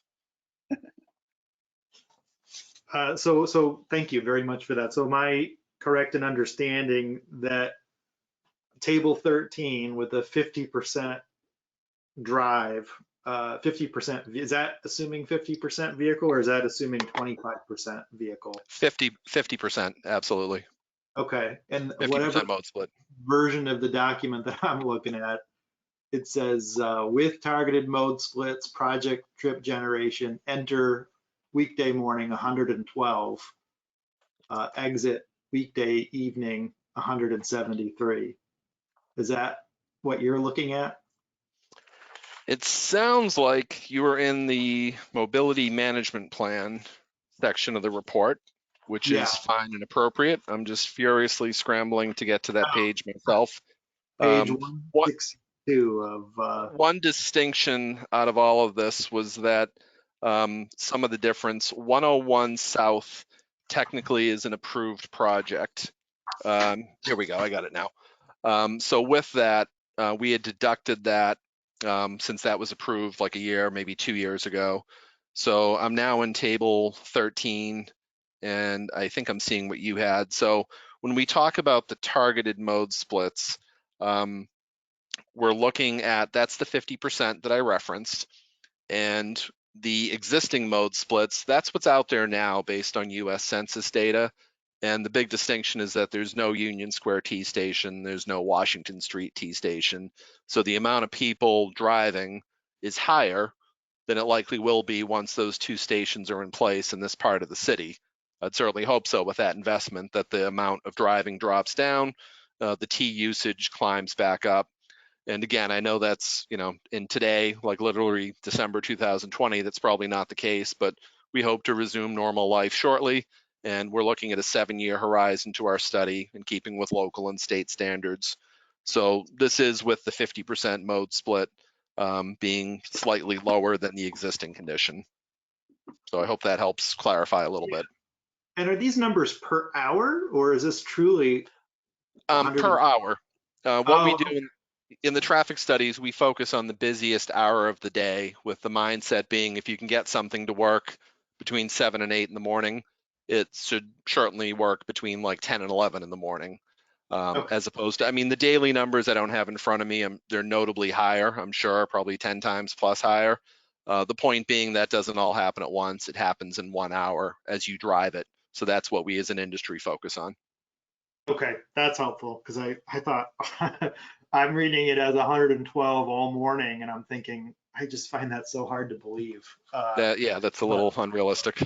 But in an hour, that makes Yeah, a lot. to I guess further that too was what you normally find. I mean, I know everyone's talked about the 1,000 space parking garage total for the site. Not all that happens at once. What normally happens, and particularly when you start getting lab type uses and even most offices today, not everyone shows up at 8 a.m. A lot of people come in at 7 a.m. People like myself used to come in at 9 a.m. and it's spread out about the morning. So you don't get everyone coming in at the exact same time and leaving at the exact same time. So there is that little disconnect between the parking supply and the traffic numbers, but through industry traffic counts, research, that's pretty much how it works. Yeah, thank you. That's a very helpful clarification. One clarification I heard at the last meeting, which was not apparent to me when I first started, when you first started presenting, and I guess I'm looking for confirmation, but these spaces, and I think it's true for both the residential and the commercial buildings, they're not tied to any one business or even residential unit. Is that true? Meaning they're kind of open to other developers or users in the neighborhood. Is that right? It's unbundled is the terminology that's normally used. And, out of any one of the commercial buildings, let's say they're around, 250,000, maybe 350,000. When you're leasing that space as a tenant, you're leasing the building space. You're also offered to lease parking spaces. But in theory, you could say, you know what, we're good. Everyone's going to take the T. We don't need any parking. So in that case, the tenant doesn't pay for the parking to lease it. And if there ends up being excess parking, which in theory could happen, that would go out to the public. I think at market rates is how it's dictated. So the parking gets built, and if it's not used by the developer, since the tenants don't want it, it wouldn't go unused. It would be the public could have it, if there's any left over.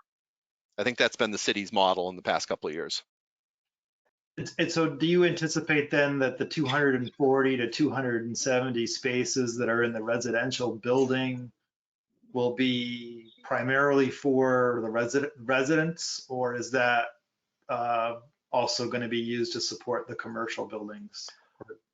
The 240 to 70 range for the residential, I think we have around 330 units. I believe that would be put to them first, whereas a new resident coming in, you'd have the opportunity to lease a space. If you don't want it, it gets kicked back to the public. The distinction as to if a commercial tenant in, say, building 2 could lease spaces in building 4, I think I'd have to defer that to both the city staff and other members of the project team. I'm not sure that would ever happen in reality, but it's worth discussing, I guess. Through the chair, the intent of the unbundling of parking from any leasable space is that it becomes I don't want to call it public parking, but it becomes publicly accessible. So regardless of where the space is located, anybody can use it. So it might be that other developments that are not related to this particular applicant can also share the parking for the for some of their uses, as it will be, sort of completely open and untied. If I may too, I think another factor here is that since the tenant, the corporation that's leasing the space is not leasing the parking spaces, then the employee that would benefit, from those leases, would have to pay for it himself or herself. And that would be, be a deterrent, if you will, the cost of that, paying that rent every month for parking their car. It's not a private reserve space, but to have access to the building, they're going to think twice about that and perhaps think about taking public transportation. Mr. Chair, this is Rebecca really quickly. I just wanted to note that our last speaker for the minutes and for the record was John Fenton from the project team.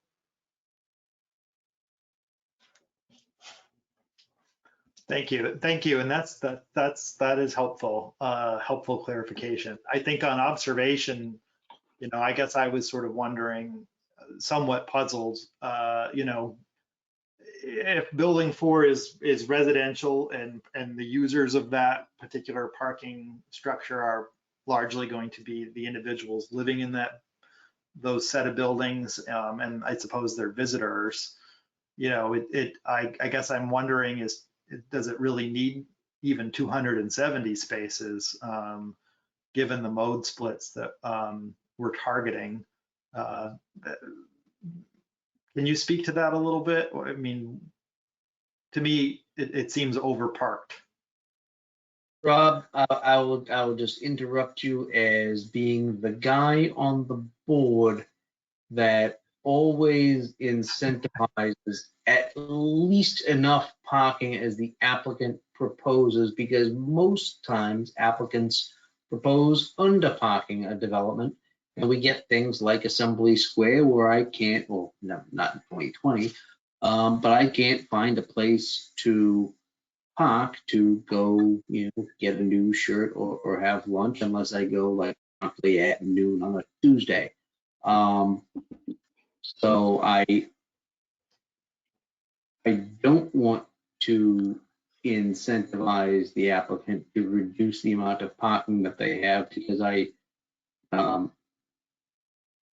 do believe that they've taken into account the different modes of transportation that people will take to get to their sites. And I'm a little afraid of going down the path of telling somebody, no, please do nothing, or do less than what you've proposed and what you've studied. But I do welcome the applicant's response to the question. I guess this is Pat Dunford. I'll put this up again. On the parking ratios, it's for building 4.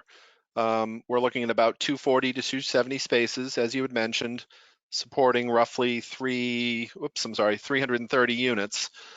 Comes out to about a 0.8 space per unit parking ratio. So it's basically less than 1 space per unit.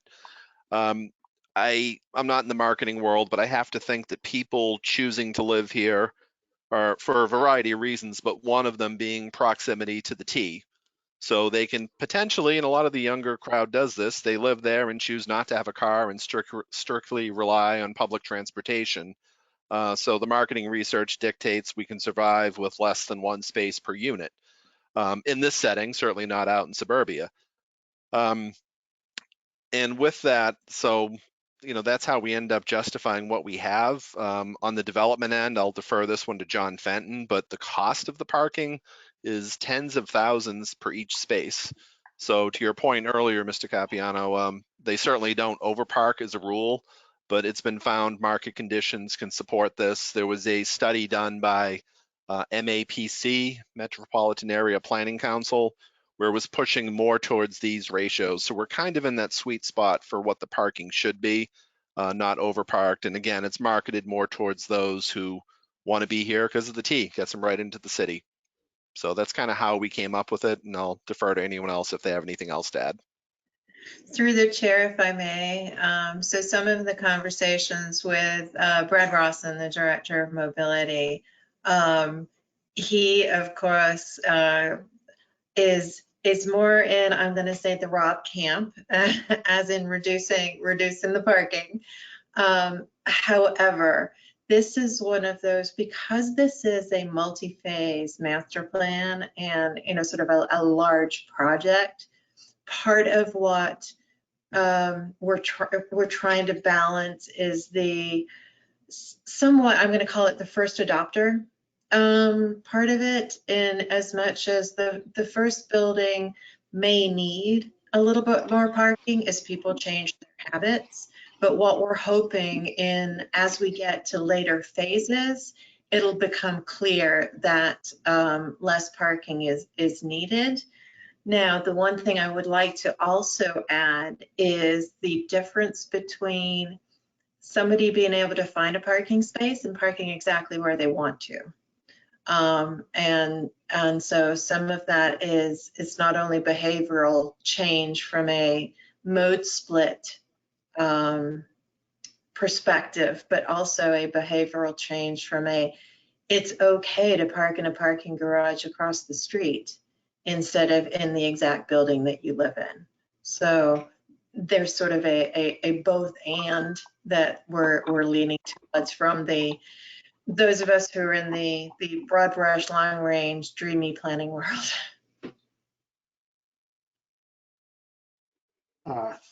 Thank you. That is helpful. And I, part of the reason why I'm asking is, I know there's a 1,500 parking space cap for the Boynton Yards sub area or sub, I think that's how it's referred to in the zoning. And I'm trying to understand if the planning board grants this applicant 1,000 of those spaces, that leaves only 500 left for any future development. However, I concede and am appreciative of the fact that these spaces are unbundled. So, other developers, other builders, that come along on Windsor Street or South Street, their building users could potentially be using the parking structures that are proposed in this project to do their comings and goings.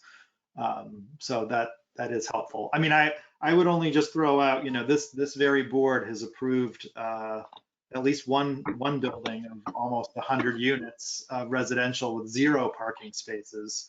So, I think there has been an appetite in this community for as few parking spaces as are marketable.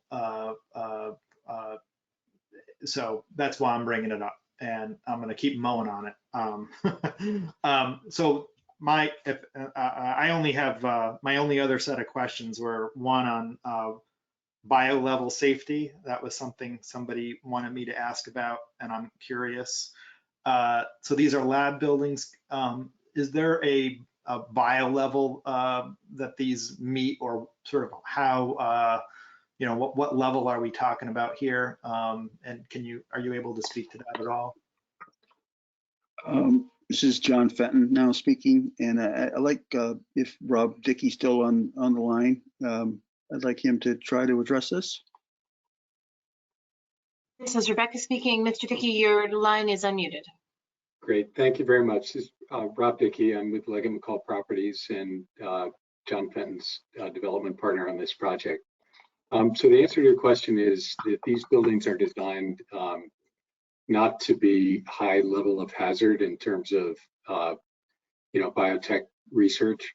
So they would be more typical of the buildings that you find throughout Cambridge. This is not a place that will have a level of science that's getting into infectious disease, say like BU, and the building down at BioSquare in the BMC and BU Medical District. So in terms of so that's by way of background.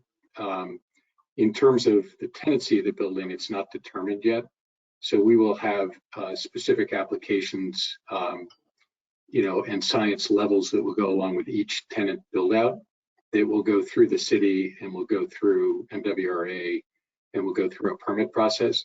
So all that will be regulated by ISD and by the state as it relates to those individual tenants and their individual processes. So we'll know more in due time with that, and that'll be a part of that'll be a part of the overall interior permitting process for the building as we lease space incrementally and we go through that process. Does that help? Yeah, no, that's helpful. I think that's a helpful clarification. Thank you. My other question was around, and I know we're going to be getting to design and the design and site plan review phase, so I don't want to overemphasize this, but at the same time, this came up, when you were at an earlier meeting where you were showing some of your aerials and kind of the three-dimensional models. The lab buildings in particular, but also the residential, are located in an area that, it doesn't really have a defined, it's very diverse in terms of building typology and uses. It's both residential and warehouse, and it's a whole jumble, which is one of the reasons why I actually really like it. I think it's a cool place to be. You can get lost back there. I kind of like the junkyards, to be honest. Building 1 is already going up, and that is what it is. But buildings 2 and building 3 kind of abut to some extent some of this lower scale, somewhat mixed use residential mid-rise buildings. And in your three-dimensional model, building 3 is, as proposed, I can't remember the number of feet, but it's going to be even taller than building 1. And it's going to be even closer to some of these, 2 and 2.5 story homes. So, as I'm reading the zoning and understanding it, what you have applied for, a lab building, doesn't really, there aren't really a lot of design guidelines that come along with that in the Somerville zoning ordinance, unlike, for example, a block building, as it's called, or a podium building. I guess what I'm trying to understand is, what assurance do we have that, we're not going to come along and get this, 13, 14 story sheer wall building, fronting a children's playground and some 2.5 story houses. What are your thoughts on that? I mean, how can we have some degree of certainty that what we're going to be getting is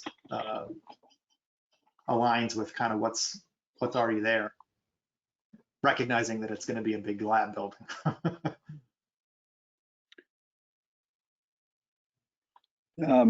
This is John Fenton once again, and I think I'd like Rob to try to address this question as well.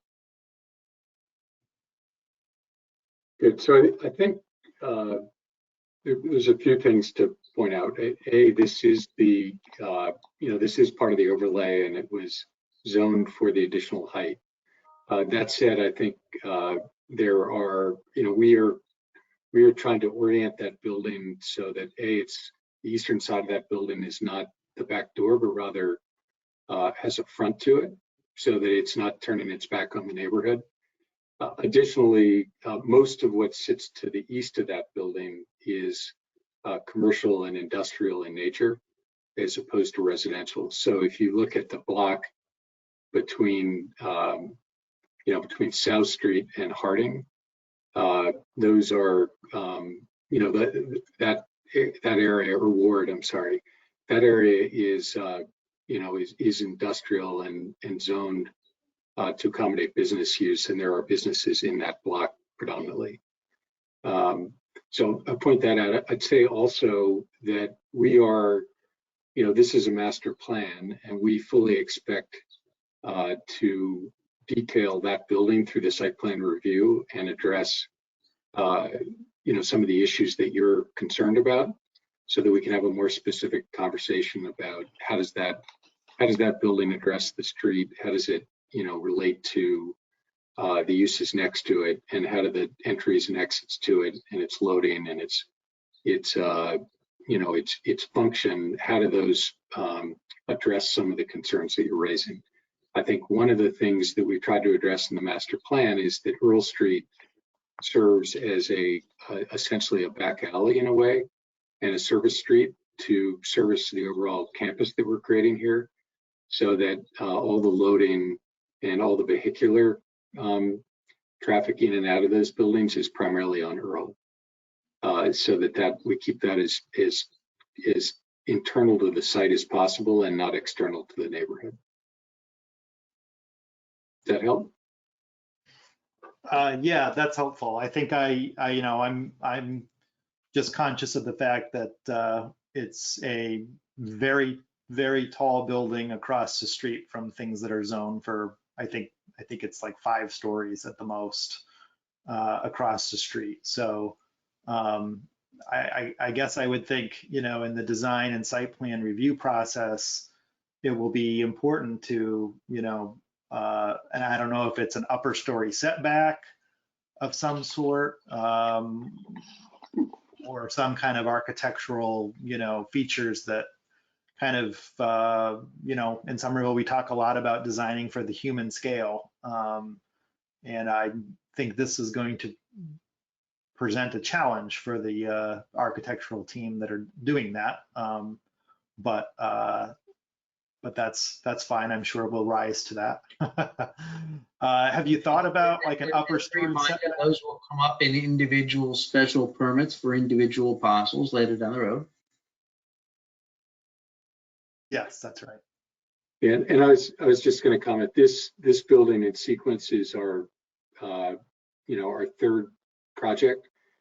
So that after this process, we will be coming forward with site plan review on the building to essentially the civic space and the what we call building 2 in our submissions. That is to the west of 101 South Street.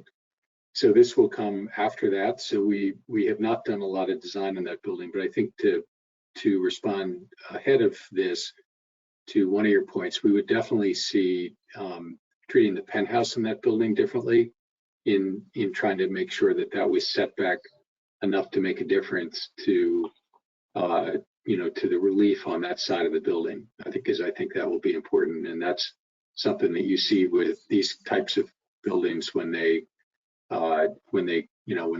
a scale change. I appreciate that. What I do not want to do is take this meeting into a much more heavily detailed and nuanced question and answer on specific parcels and setbacks and heights. That is not why we're here tonight. We are here for a master plan special permit, which is a 10,000 foot or 30,000 foot or however many feet you choose to place on a foot document, and the specifics for parcels and what specifically will go where is something that will be borne out through the public process as we move forward. So I appreciate the questions. I do think we need to broaden them to the extent that we have any more broad questions on the master plan and reserve questions on specific developments on specific sites for when the time is appropriate for this board to take that up. So I don't mean to step on toes, but I do want to remind folks of the stage of the development process in which we find ourselves this evening. So I don't know if Rob has more questions for the applicant or if other members of the board do as well, or of staff.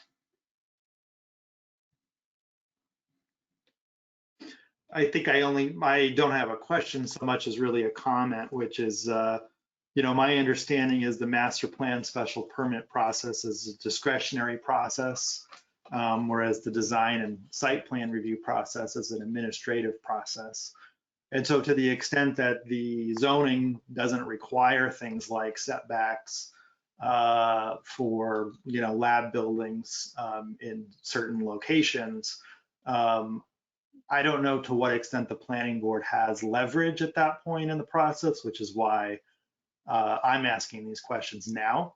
You know, be that as it may, if now isn't the time that the applicant or the other members of the board want to go there, that's fine with me. I'm happy to vote as need be. So I'll just conclude, but thank you very much. Thank you. As a reminder to the board, we will not be voting this evening. This was an opportunity for us to ask questions of the applicant and of staff as the covenant and community agreement documents are hopefully perfected in the very near future, such that they can come to us at the next meeting or in two and say we've, you know, come to a meeting of the minds of all of the relevant stakeholders, and this is what we propose.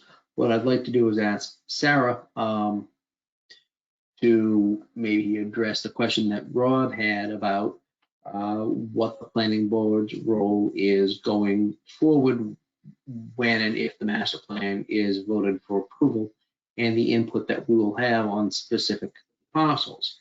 Because it has always been my experience and my understanding of the zoning code that we will have reasonably substantive input on individual projects that will come to us within the scope of that master and special permit. But I do want the subject matter expert to correct my statement before we move forward. Yeah, thank you. So the site plan, the master plan special permit is a discretionary permit. The site plan process, site plan approval is a administrative process, as Mr. Buchanan said. What we are allowed to review as part of the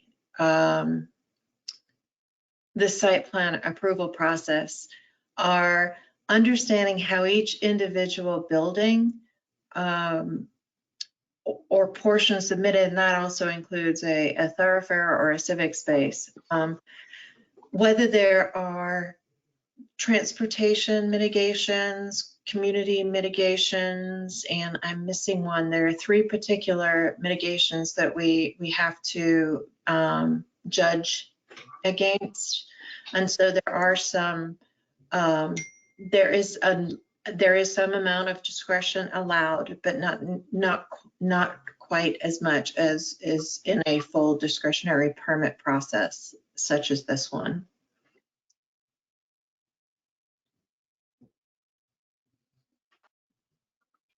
Thank you. Mr. Chair, this is Rebecca speaking. I just, because I happen to have it in front of me, wanted to quickly note that the gross floor area allocated to particular use categories is the other mitigation that Director Lewis was looking for there. Thank you. Yes. So this board does have the opportunity to review each application for each parcel as it comes before us to make sure that it meets certain mitigations under the law. I think that's an appropriate way of us viewing the master plan special permit. And I think that the applicant has responded to the questions that have been raised by this board, both tonight and in previous hearings. And what I would do is, if the board has additional questions that are kind of germane to where we are in the process now, to raise them, Preferably so that because we've got the applicant and their various staff here tonight. So if there are questions that can be answered by the applicant this evening, I would invite the questions to be asked.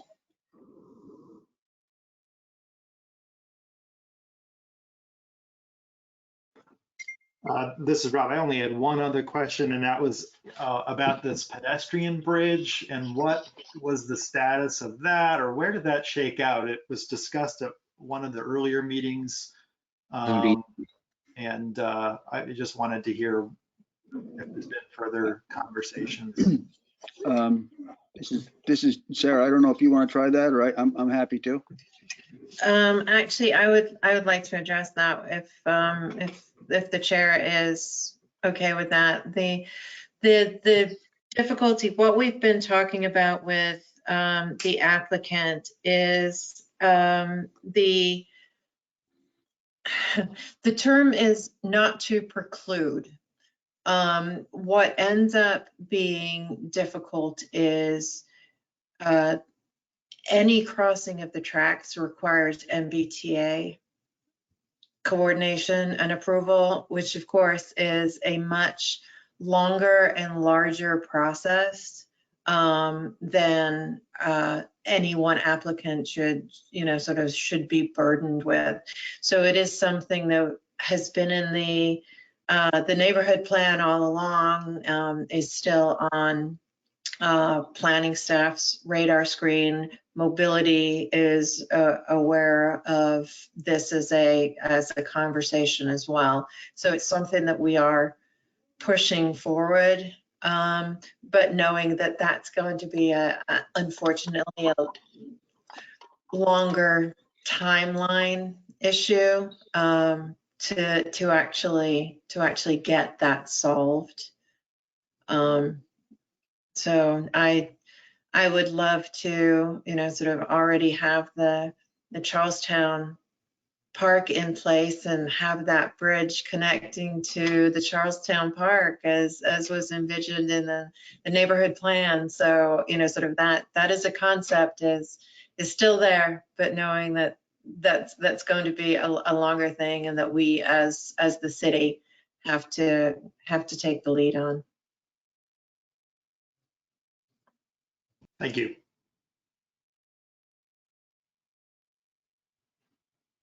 Anybody else have any questions that they'd like to raise at this point in the evening?